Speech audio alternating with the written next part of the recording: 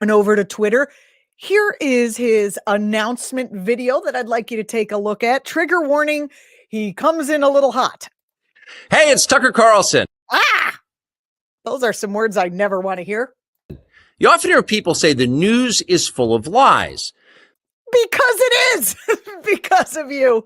But most of the time, that's not exactly right. Much of what you see on television or read the New York Times is in fact true in the literal sense. It could pass one of the media's own fact checks. Lawyers would be willing to sign off on it. In fact, they may have.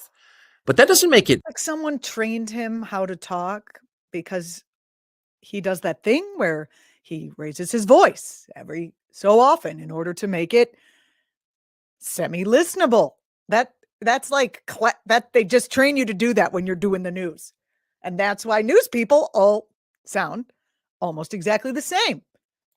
True. It's not true. Thank you. At the most basic level, the news you consume is a lie. A lie. No shit. Well, he's finally coming. He's finally coming out, and maybe he had a come to Jesus moment. He's like, yeah, it's a lie, the news. Of the stealthiest and most insidious kind.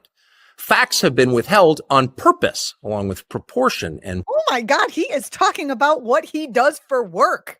How is this not obvious? Perspective. You are being manipulated.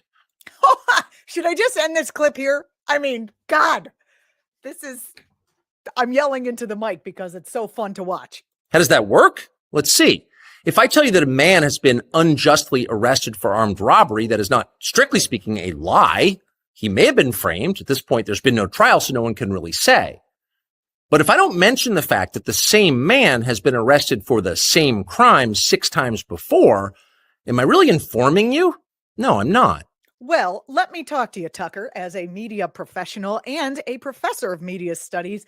It's all in the way you present the story. So, for example, in the story example that you gave, if you say a man who was arrested 6 times for battery was finally convicted of battery, battery happened, or whatever your example was.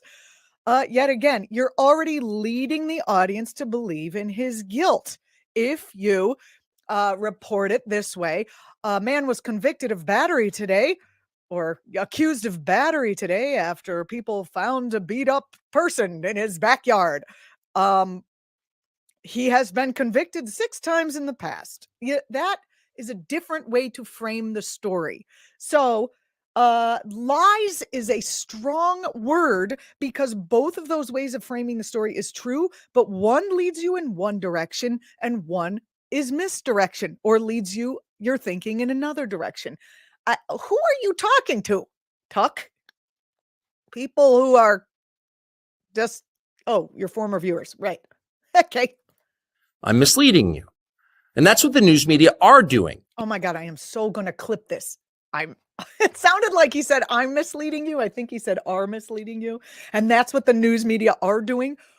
When did they stop doing that? Just the minute you got fired? You were part of the news media, and you did that for years, and now suddenly you got you're fired, and so now all the news media is doing that, and you're going to move over to something that is like another corporate news outlet, Twitter.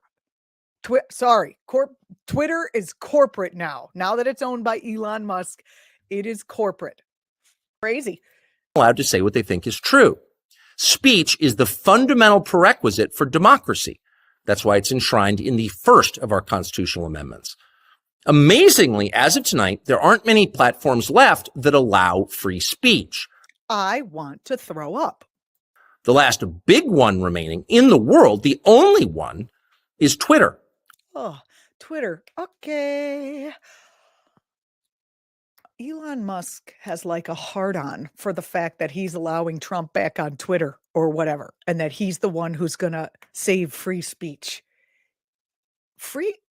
Do I have to? No, I don't have to go through all this, right? First of all, you can't yell fire in a crowded theater. There are guardrails even to free speech. Second of all, Twitter is a private company. It's not a government sphere. It's not a town hall government. Twitter has long served as the place where our national conversation incubates and develops.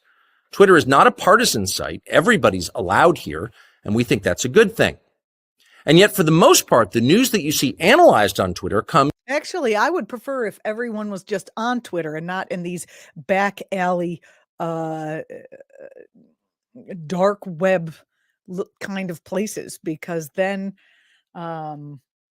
things would be out in the light a little bit more. I don't know. I could be wrong. From media organizations that are themselves thinly disguised propaganda outlets. Like the one you used to work for 10 years, and then the one that you tried to convince us was legit for years. Now all of a sudden you're, oh, God. You see it on cable news. This is classic narcissism. It's like, when I'm in the club is good. When the club decides that I'm a shit, can I say that? Yeah.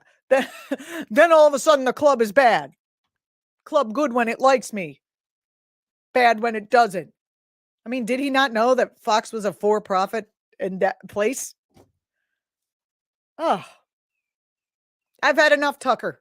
Starting soon, we'll be bringing a new version of the show we've been doing for the last 6.5 years to Twitter. We'll be bringing some other things too, which we'll tell you about.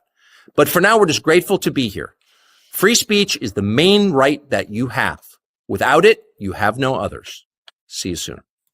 I wonder how Bill Maher, who had Elon Musk on his show the other day, feels about this.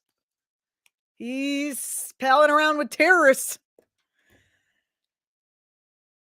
I'm Julianna Forlano. You're watching the Political Voices Network. I hope you enjoyed that interesting traipse through Tucker Carlson's basement layer announcements.